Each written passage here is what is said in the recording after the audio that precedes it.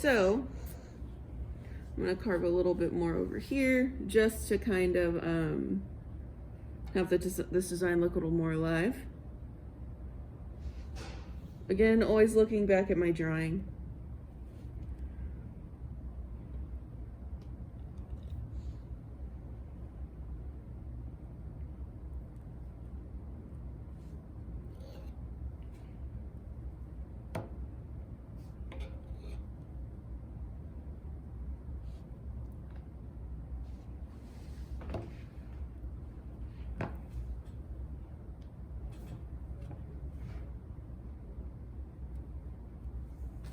I periodically like to clean my tools while I'm using them for wax working, not just before and after, because wax can start to build up on the end of these, and you'll have less amount of time to actually heat up your tool because it'll start to smoke. So just periodically have a paper towel, give it a nice wipe.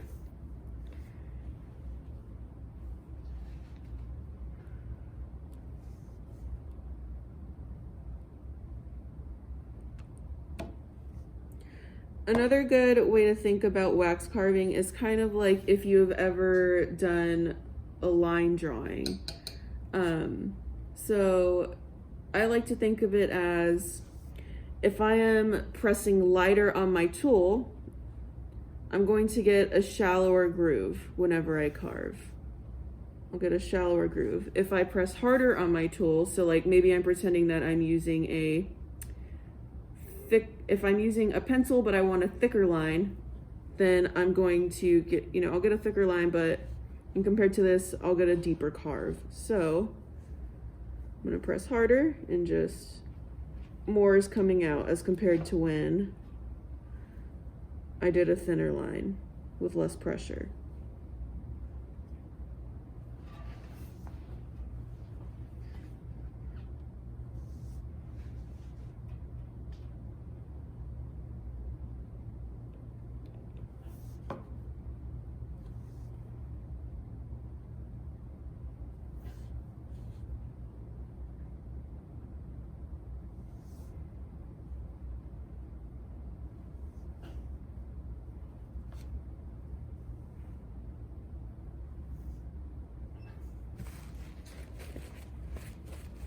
I want to start taking more wax away now. More than likely, you will be using more tools than what I am. It just so happens, it's coincidence that this tool is kind of my best friend for my design.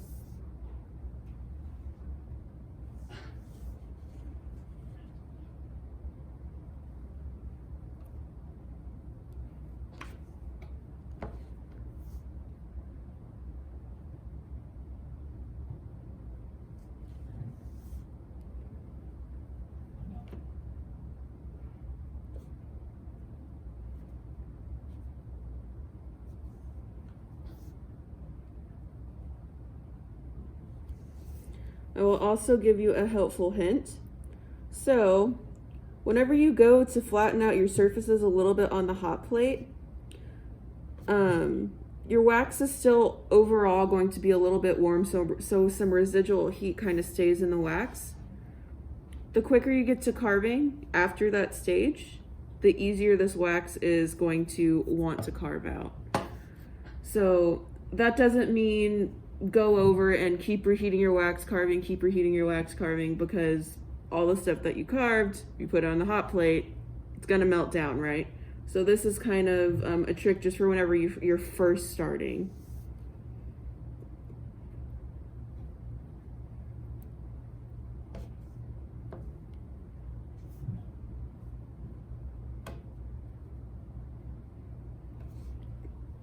Another trick that I like to do is if I'm a little bit unsure of how deep I actually want to carve, or if I think I'm carving not as deep as I should be for my design, or aesthetically you don't like the different levels and you're just a little bit unsure, what you can do is get a thinner tool, kind of heat it up just a little bit, and you can look on the sides of your wax and just kind of make a plan for yourself. So looking at my design, flipping it the way that I need it to be, I want this section to be thinner. So I'm gonna come in, just kind of draw a line, the different depths that I want the portions of, like certain areas of my wax carving to be. Now on this side, I know how deep I need to carve, so that way I'm not really second guessing, having to keep like looking and stuff all the time. So for example, starting right here, the line closest to here, I know that I need to carve all the way down because I want this piece of glass to be thinner. I know that I do not have to carve as much up here because again, I kind of do this little planogram for myself. So doing stuff like that, it's helpful in the long run.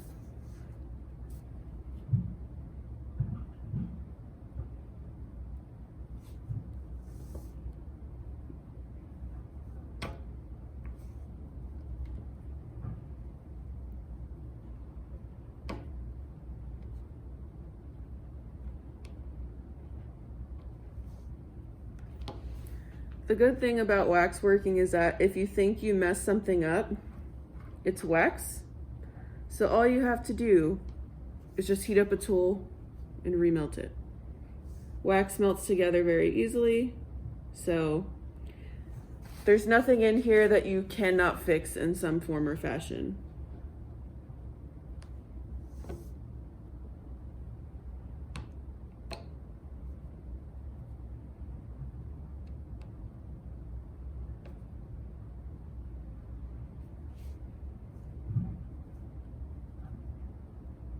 All right, so at least on this side, we're getting pretty close.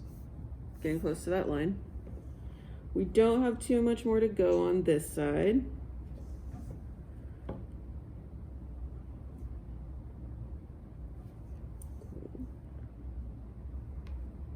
Now the wax that I'm touching that just came into contact with my tool, it's a little bit warm. You won't burn yourself, but just be cautious that it's a little bit warm if you have sensitive skin.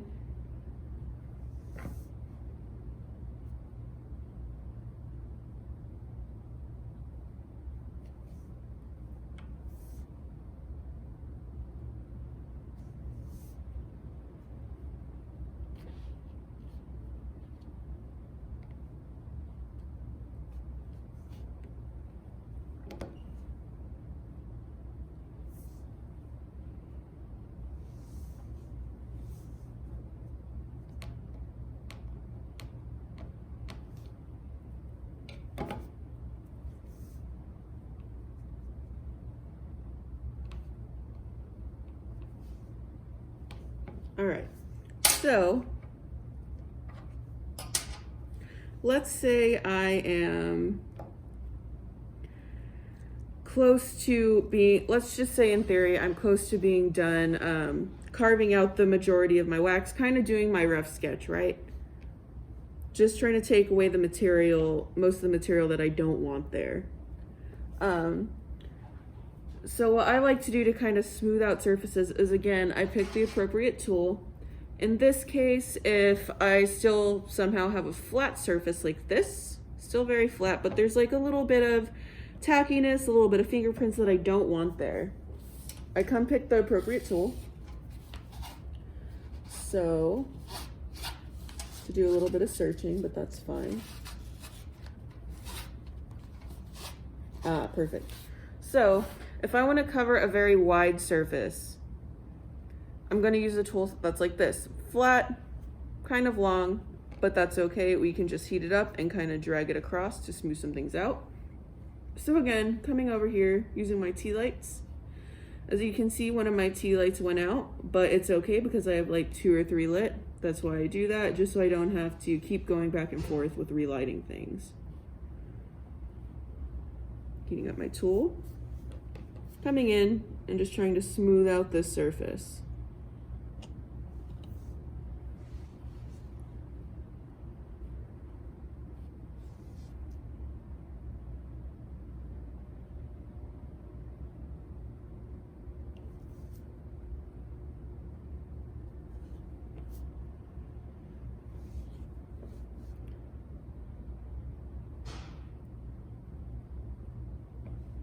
Now, as you can see, this the part that I have not fixed yet still has that weird puckering situation. This is starting to become smooth.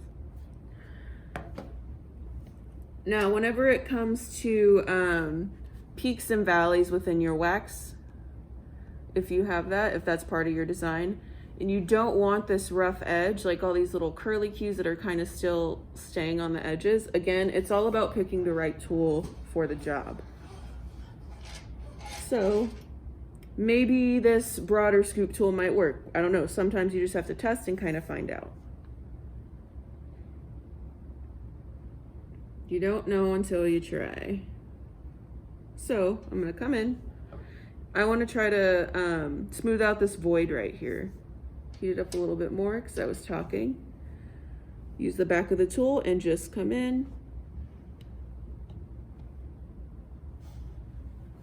and kind of rotate my hand in a way that I think might work. It's starting to work. So you'll probably have to smooth things over with the tool more than one time, just because you're starting to kind of get the hang of it, and it may not look the way you want to at first, but it's all about practice and kind of gauging heat and how long you want to leave the tool in a certain spot.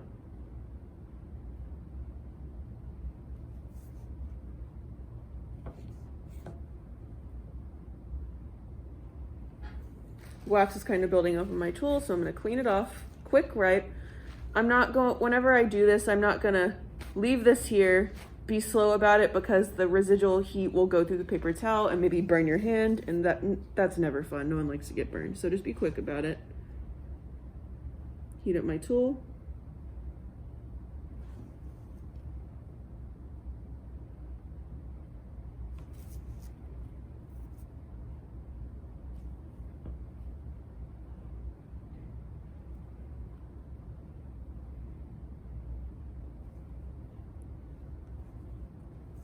And it's okay to pick up your wax and work, that's fine. You don't have to leave it on the table the whole time. If it works that way for you, great, but for me, I need to be able to move my hands in certain ways for my design.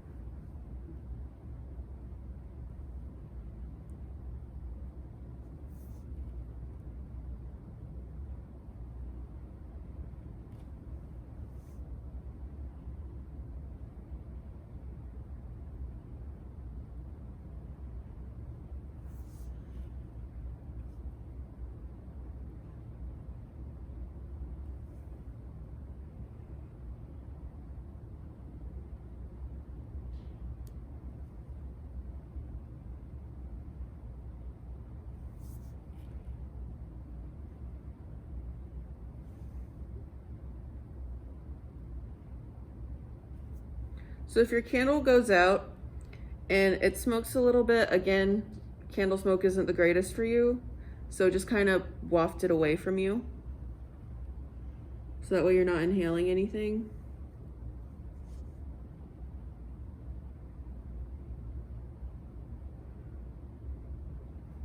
All right, so that is looking pretty good. We smoothed out that little void right there. Looks a lot better than it did.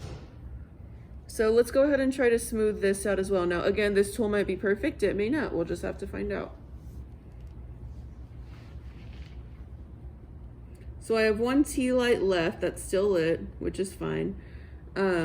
So before you go to relight a tea light that you have previously been using, kind of let the wax in the tea light start to solidify. Like this one is solidified already, which is great.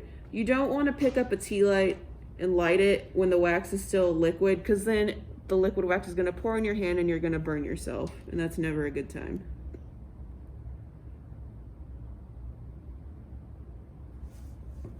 So coming in, smoothing stuff out, starting to go well.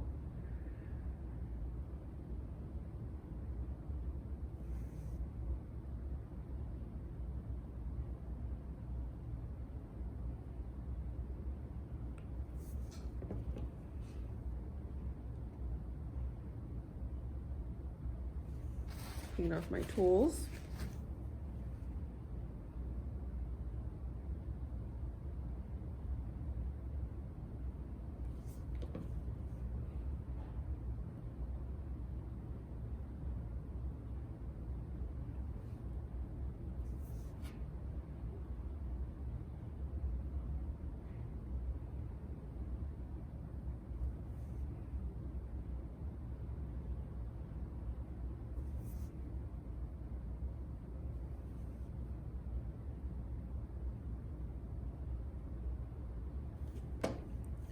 Now let's say, again, choosing the right tool for the job.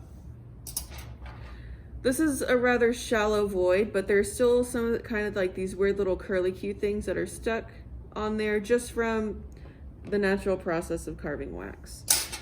This big tool is not going to smooth out this void the way I want it to. So I'm going to pick another tool that's a little bit smaller, still has a bit of a scoop. Maybe this guy. Now all my tea lights are out, which is fine. This is why we have extra matches.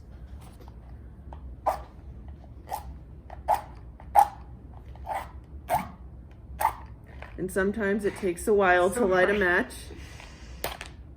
And you also break matches.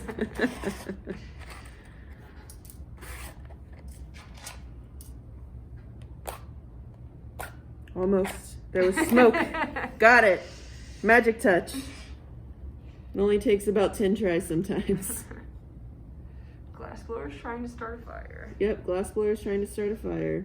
And sometimes, even when you get the match lit, it still doesn't want to light your tea light. So then you have to...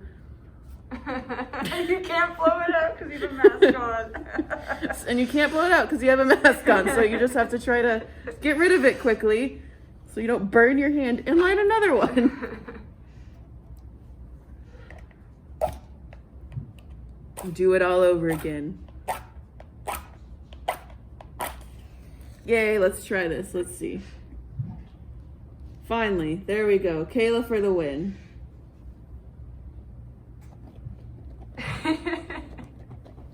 It's such a graceful move. Or magic. We have another option if you cannot get it out. If you're sitting by a plaster bucket, just light the fire up with the water and done. I will be here for the rest of the semester if you would like more entertainment on how to light a match. So come heat up our tools.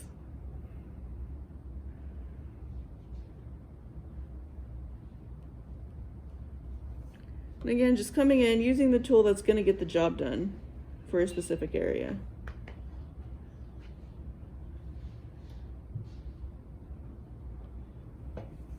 Cleaning off my tools.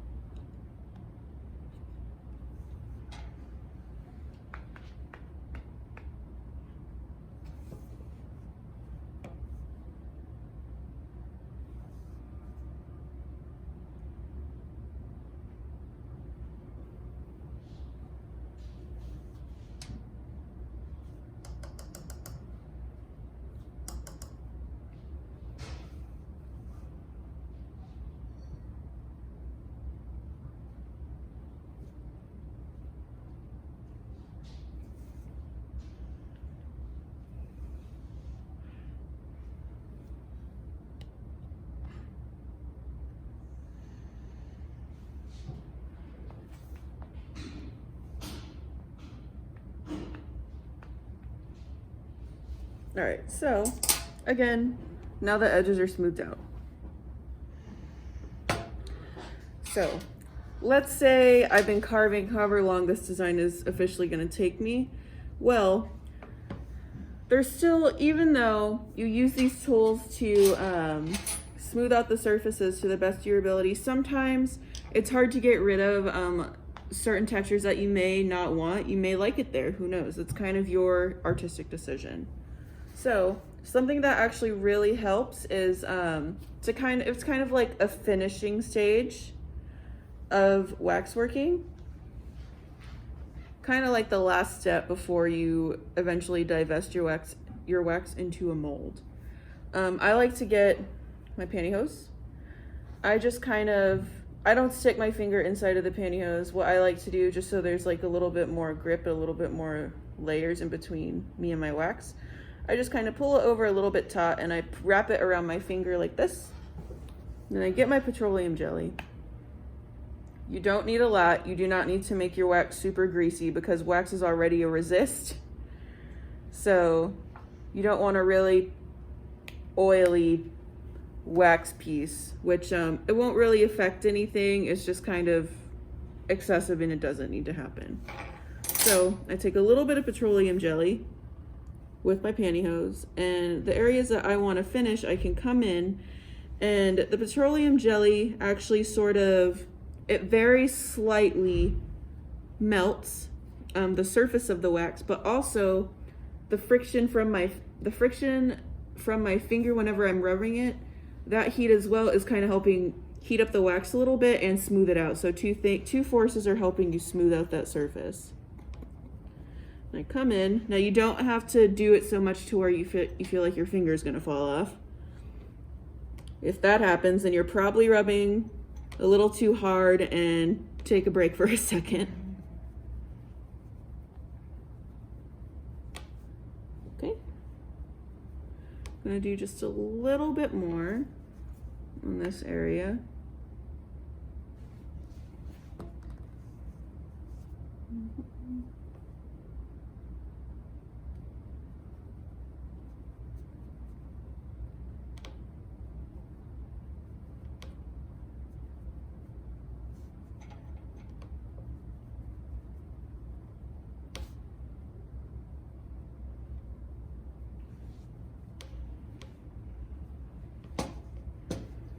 And if you need to pick up your wax, pick it up if it makes your life easier. Work smarter, not harder.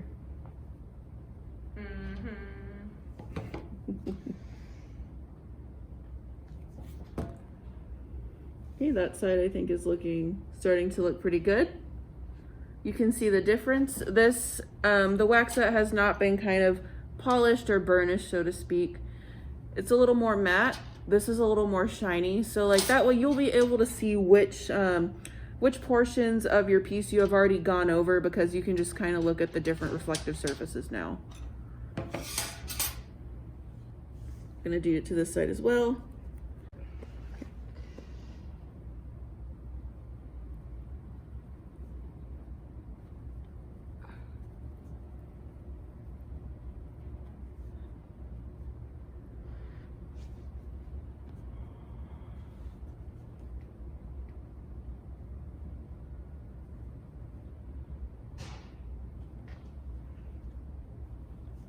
All right, so this little corner is done as well. Looks a lot nicer, a lot smoother. So something interesting that you can do is, again, you can just, in a way, like, you can use different tools to provide different textures. So for example, if I want a bunch of little tiny holes, again, this is so I will say that this pantyhose Vaseline portion is kind of a finishing project. But let's say I still want to make really tiny holes and I don't really want to affect the reflective surface or the finished surface of my piece. For my design, I want to put some holes in. So I can find the right tool. Here we go. Clean it off, little bitty pinhole type situation. Heat it up, and I can just come in, and on whatever surface, whatever part of my design that I want the holes on, for example, I can just come in and do quick little dots.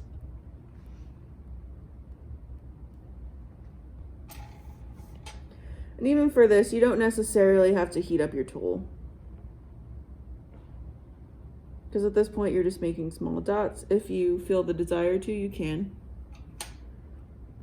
Really, it's all about what you want your piece to look like, because like I said earlier, what you see in wax is exactly what you are going to be getting in glass. So the more work you do in wax, the less work you're gonna have to do in the cold shop, and fixing a wax takes a little bit, well, significantly less time than trying to grind a bunch of glass off in the cold shop. So, like I said, work smarter, not harder.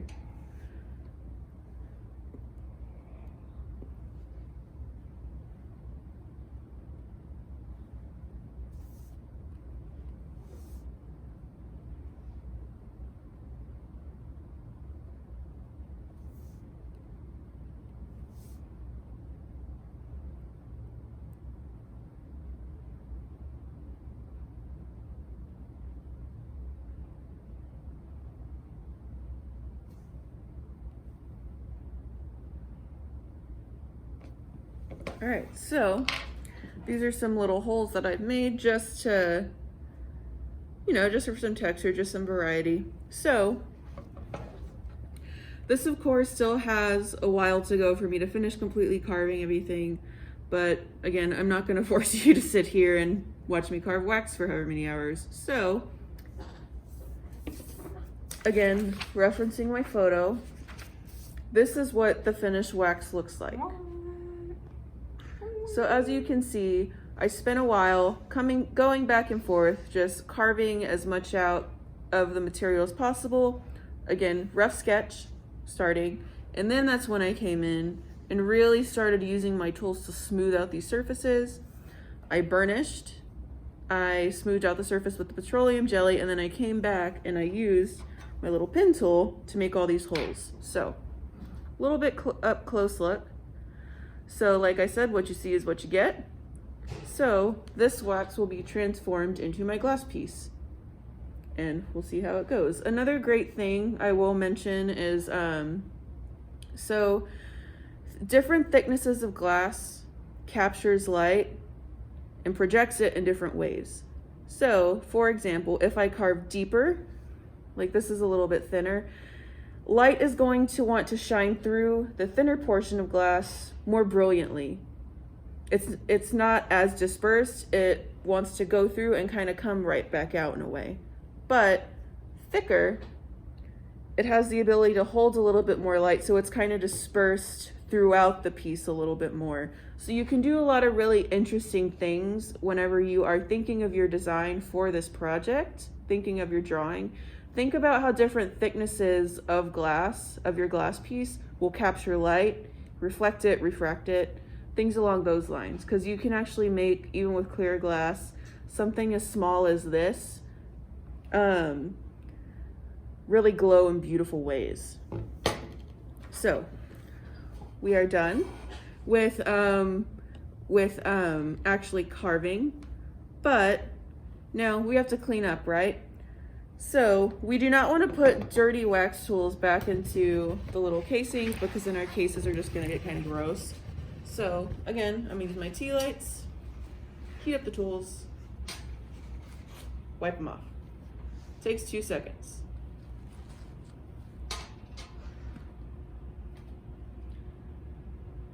Now make sure whenever you lay them down on the table that you are not putting them extremely, the ones that you just heated up, make sure you're not putting them close to your arm, because you can accidentally, like, forget it's hot, surprise, and burn yourself. Never a good time, like I said.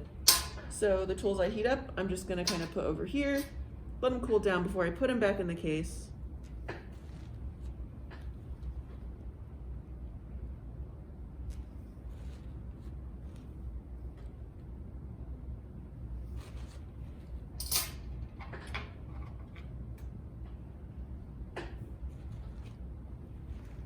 All right. So again, doing the touch test.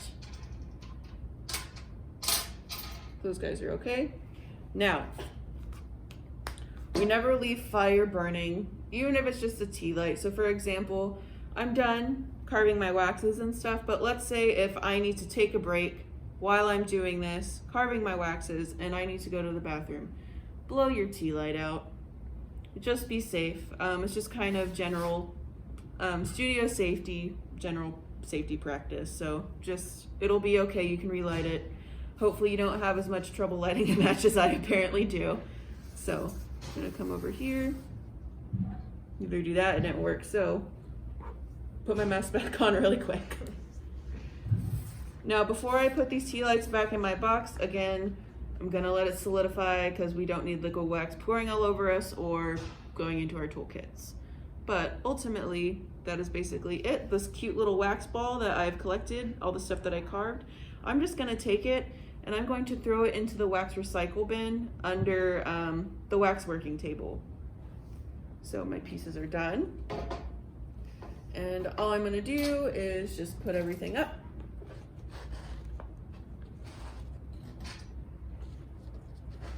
Be a good studio person, because this is a shared space, and not leave anything dirty for anybody else. And then basically, that is it. And that's all for this demo.